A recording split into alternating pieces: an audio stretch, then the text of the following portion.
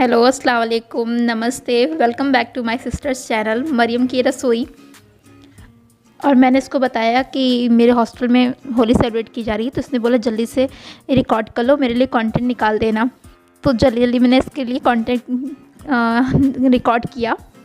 और आइए चलिए देखते हैं क्या क्या हुआ। आप सबको होली मुबारक। आपको भी होली मुबारक। और ये हॉस्टल की लड़कियां झूले को डेकोरेट कर रही हैं और फिर मैं आपको आगे दिखाऊंगी कि इसको डेकोरेट होने के बाद कैसा लगता है। लड़की है, दिन रात वीडियो बनाती है ये इसकी।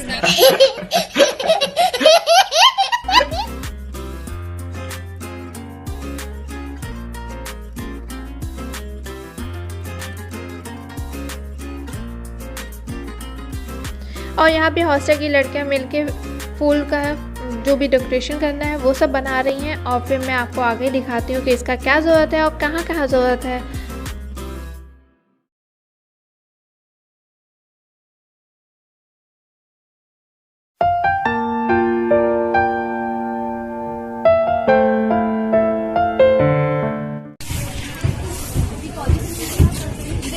और जब एक बना लेना तो एक बार वो कर देना, झटकार देना थोड़ा अच्छे से, ठीक है। अभी से जो फंसा हुआ कलर है वो निकल जाएगा।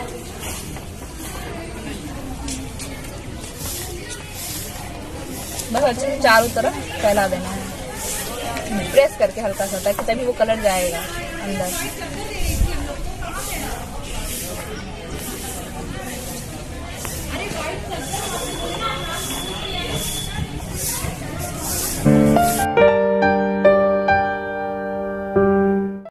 और ये फूल की रंगोली सब बना रही हैं।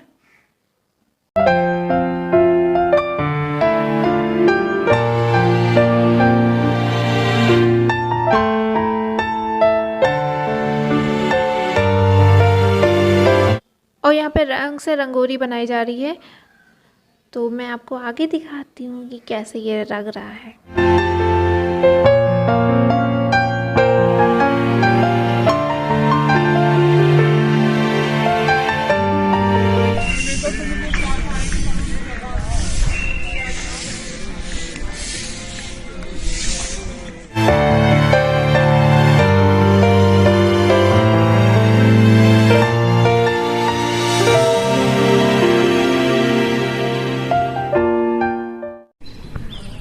और ये सारी प्रिपरेशन डन हो चुकी है और हम जा रहे हैं अब तैयार होने। शाम में हम करेंगे होली सेलिब्रेशन, तो चले रूम में तैयार होके आते हैं।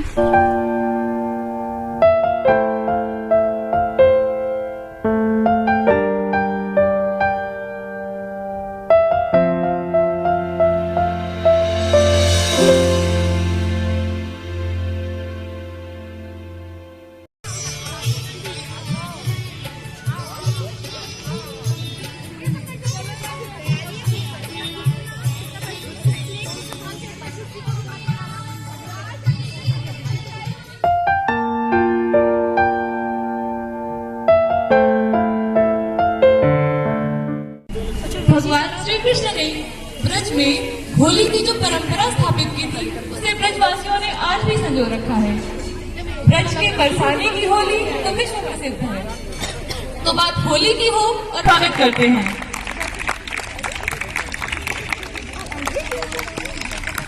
तालियां बजती रहनी चाहिए।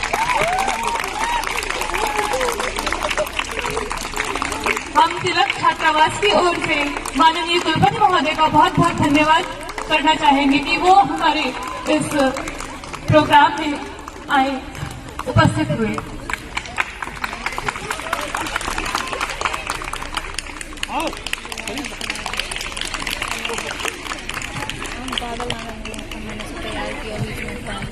मैं हमारी माननीय प्रोवोस्ट मैम से अनुरोध करूंगी कि वे उपहार के साथ आदरणीय कुलपति महोदय का सम्मान करें।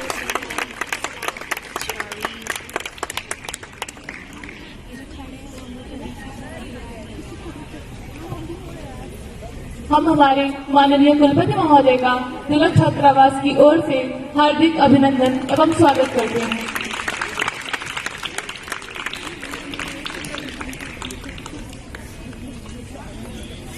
रहनी चाहिए।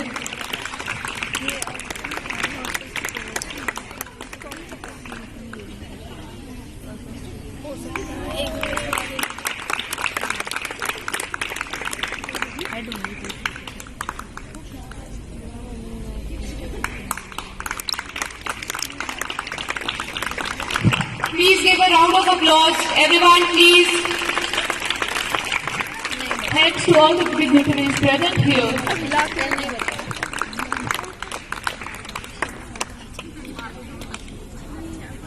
गुणाधीशाय गुणप्रविष्टाय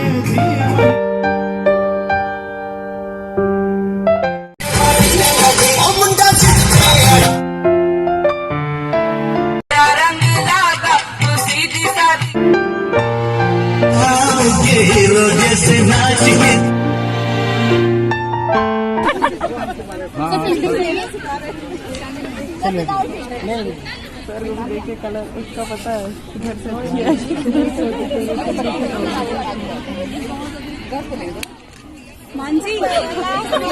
अब सब यही करते रहेंगे, म्यूजिक अब तो फोटोग्राफर हो दी।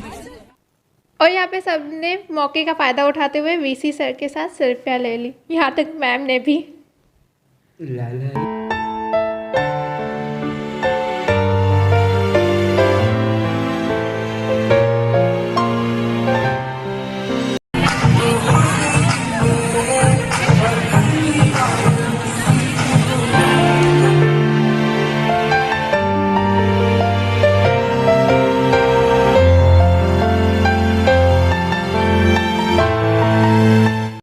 इतना अच्छा प्रोग्राम और खाना देखने के बाद किसी का भी दिल करेगा कुछ खाने के लिए, तो मुझे भी मन कर रहा था कि कुछ खाया जाए। तो मैं आज जा रही थी गुजिया बनाने, और प्लस होली भी है तो होली के लिए गुजिया तो फेमस ही है।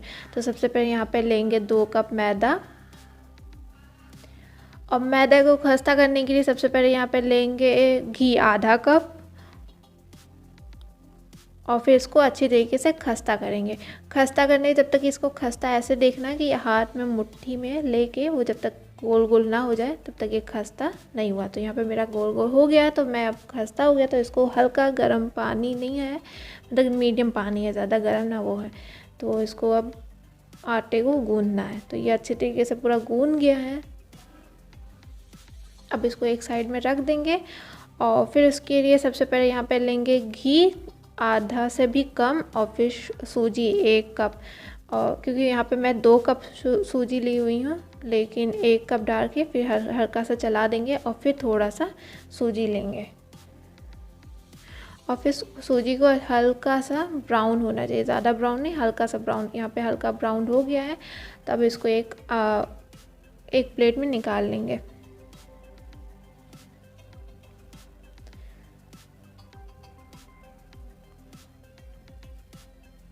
और फिर उसके बाद यहाँ पे थोड़ा सा घी लेंगे, ज़्यादा घी नहीं लेना, और फिर किशमिश 1 चम्मच 1 टेबलस्पून होना चाहिए, और किशमिश को हल्का सा फ्राई कर लेंगे, और फिर इसको भी एक प्लेट में निकाल लेंगे।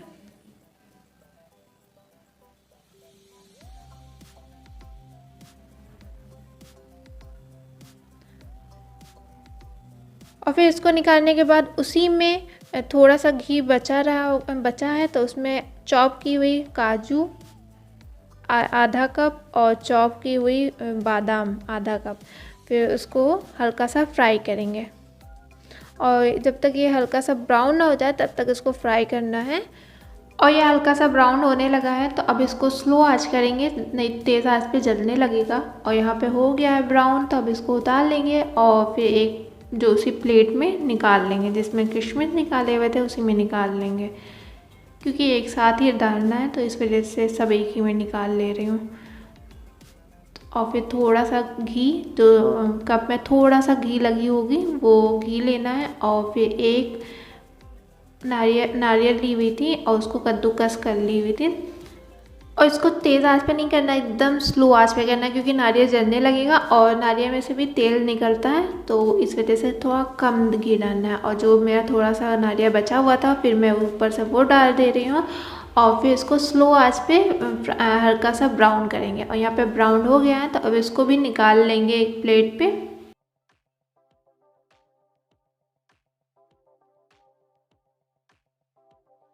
और फिर उसके बाद जो ब्राउन की हुई नारियल थी अब उसको एक साइड में रख देंगे। और फिर यहाँ पे बाज़ार से खोवा मंगवाई हुई थी, अब वो खोवे को हल्का सा भूनेंगे। इसको एक बात को ध्यान देना है, इसको तेज़ आंच पे नहीं भूनना है, क्योंकि स्लो आंच पे भूनना है, जलने लगेगा, नहीं तो फिर ख़राब हो जाएगा। और फिर यहाँ पे हल्का हल्का भून गया है, तो अब इसको एक उसमें निकाल लेंगे जिसमें मिक्स करना होगा, उसी में निकाल लूँगी मैं। खोवा भूनने के बाद उसमें फिर एक जिसमें भगोने में मिक्स करना है उसमें निकाल लेना है। और फिर आधा कप चीनी ली हुई थी, लेकिन चीनी थोड़ा सा और बचा ली हुई थी, और कद्दूकस की हुई जो रोस्ट की हुई नारियल है वो डालना है, लेकिन थोड़ा वो भी बचा लिए थे।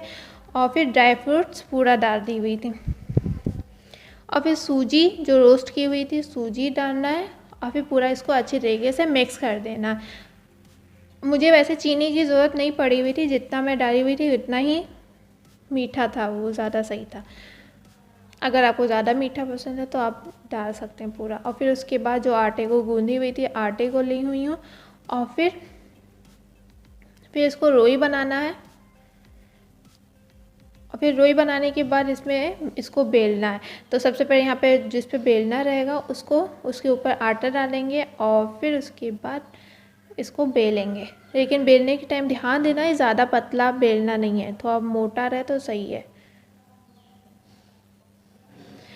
और फिर इसके बाद यहाँ पे एक कटोरे में पानी लेंगे और फिर मैदा डालेंगे। इसका वो बनाएंगे फेविक्विक, जैसे हम लोग फेविक्विक चिपकाने के लिए, लेकिन ये खाने का फेविक्विक है। तो फिर जो बनाई हुई थी अब उसको ऊपर से उसमें डालेंगे, और फिर किनारे किनारे साइड से वो लगाएंगे। और फिर इसके बाद शहादत की उंगली की मदद से आपको इसको दबा दबा के साइड से डिज़ाइन बनानी है। और अगर आपको ये नहीं समझ आया तो आप बेल लें, फिर उसके बाद कटोरा लें, कटोरे से कट कर लें, और फिर उसके बाद जैसे भरी हुई थी वैसे कर लें। और फिर किनारे किनारे दबा जो कांटे वाले चम्मच आता है उससे दबा के आप डिज़ाइन बना सकते हैं। ये भी बहुत ईजी है, ये वाला तो ज़्यादा ईजी है, लेकिन वो थोड़ा सा आपको जिसको आता होगा वो कर सकता है, लेकिन ये वाला थोड़ा ज़्यादा इजी है। तो इसकी चाशनी बनाना है। तो चाशनी बनाने के लिए यहाँ पे लेंगे 2 कप पानी, और पानी हल्का गर्म हो जाएगा तो फिर उसमें डालना चीनी। तो 1 कप चीनी ली हुई हूँ, और फिर आधा कप और चीनी ली हुई थी, और फिर इसको तेज़ आंच पे पकाना। और इसकी चाशनी की तार होना चाहिए, 1 तार होना चाहिए। और फिर इसके बाद यहाँ पे थोड़ा सा पानी में केसर डालना है, कि खुशबू के लिए केसर डाला जाता है तो स्मेल अच्छी हो जाती है। और फिर इसको पकाना है। और यहाँ पे देखिए 1 तार की चाशनी तैयार हो गई है। अब इसको उतार लेंगे और ठंडा होने के लिए रख देंगे। और फिर इसको गुजियों को फ्राई करना है, तो इसमें तेल डालेंगे फ्राई पैन में, और तेल हल्का गर्म हो जाएगा तो उसको फ्राई करेंगे।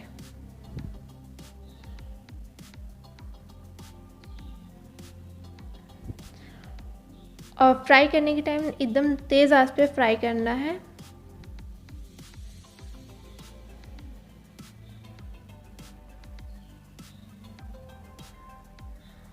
और यहाँ पे फ्राई हो गया है, तब इसको एक उसमें प्लेट में निकाल लेंगे। और फिर उसके बाद जो चाशनी बनाई हुई थी, ठंडी हो गई है चाशनी, अब उस चाशनी में डाल लेंगे।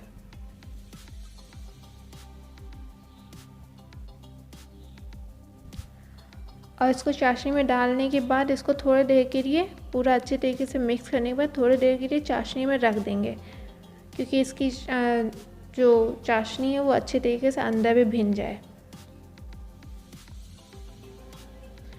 और फिर इसको थोड़ी देर होने के बाद फिर इसको एक प्लेट में निकाल लेंगे सर्व करने के लिए। ऊपर से आप चांदी का वर्क भी अगर सर्व करना है तो आप चांदी का वर्क भी लगा सकते हैं। वैसे ड्राई फ्रूट्स भी डाल सकते हैं, या चांदी का वर्क है आपके पास तो चांदी का वर्क भी लगा सकते हैं। और यहाँ पे गुजिया की रेसिपी तैयार हो गई। अगर आपको ये रेसिपी अच्छी लगी हो तो नीचे कमेंट करके ज़रूर बताएं, और आप भी ट्राई करें और मेरे इंस्टाग्राम पे टैग करें। इंस्टाग्राम की लिंक नीचे है, डिस्क्रिप्शंस में है।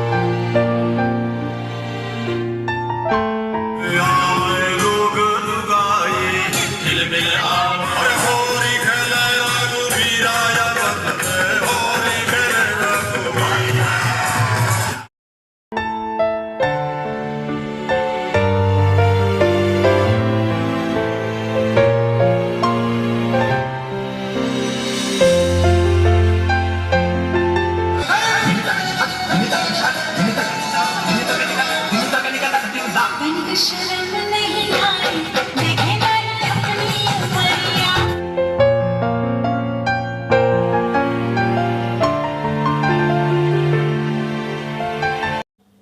और फिर ये सब जब हो गया तो ज़ारा आके घर पे बोल रही है कि मुझे ठंडाई मैं वहाँ पे नहीं पी पाई थी, तो मुझे ठंडाई यहाँ पे बना के दो। तो मैं जा रही हूँ ठंडाई बनाने और गुलाब ठंडाई की रेसिपी बनाने। तो अगर फिर उसके बाद यहाँ पे लेंगे, तावे को गरम कर ली हुई हूँ और काजू आधा कप काजू ली हुई हूँ और आधा कप बादाम,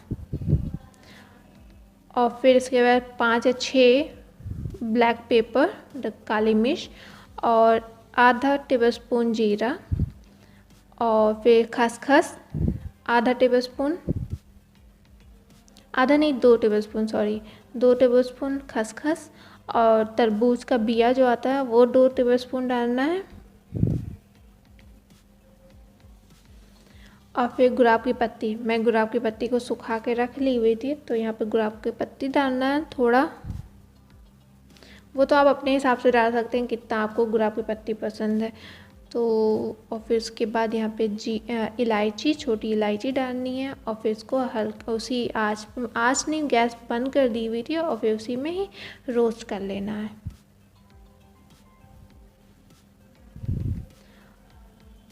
और यहाँ पे रोस्ट हो गया तो अब इसको एक उसमें निकाल ले रही हूँ, और फिर उसके बाद इसको पीसना, ये जो मसाला है उसको पीसना है। तो यहाँ पे मैं पीसने के लिए डाल दे रही हूँ, और उसमें डालना है दालचीनी आधा टेबलस्पून, अगर आपके पास दालचीनी पाउडर है तो दालचीनी, और जावित्री भी थोड़ी सी डालनी है, आधा टेबलस्पून, ज़्यादा नहीं डालना, तेज़ हो जाएगा। और फिर बंद करके इसको पीसने के लिए ले जा रही हूँ, और यहाँ पे पीस गया है। तो अब इसको देखिए एकदम ये अच्छे तरीके से पाउडर टाइप हो गया है, ज़्यादा ना मोटा है ना कुछ है, और एकदम बारीक सा हो गया है।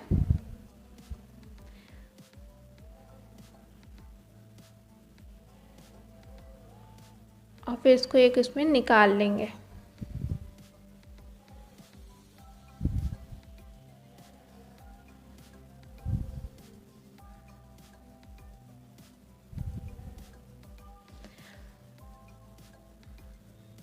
और फिर ये निकालने के बाद इसमें फिर इसको जो दूध लेंगे,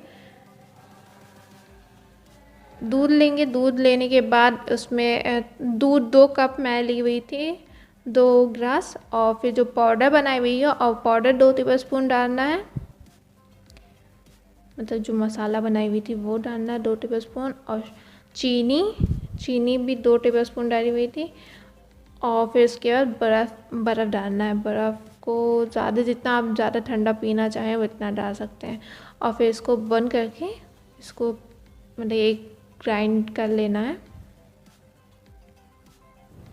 और फिर इसके बाद एक ग्लास में इसको निकाल लेना है। निकालने के बाद ऊपर से इसको डेकोरेट करने के लिए ऊपर से डालना है केसर, और अगर आपको गुलाब की पत्ती भी है और ज़्यादा तो गुलाब की पत्ती भी लगा सकते हैं। और अगर आपकी गुलाब की ठंडाई रेसिपी अच्छी लगी हो तो नीचे कमेंट करके ज़रूर बताएं। आप भी ट्राई करें, मुझे इंस्टाग्राम पे ज़रूर टैग करें।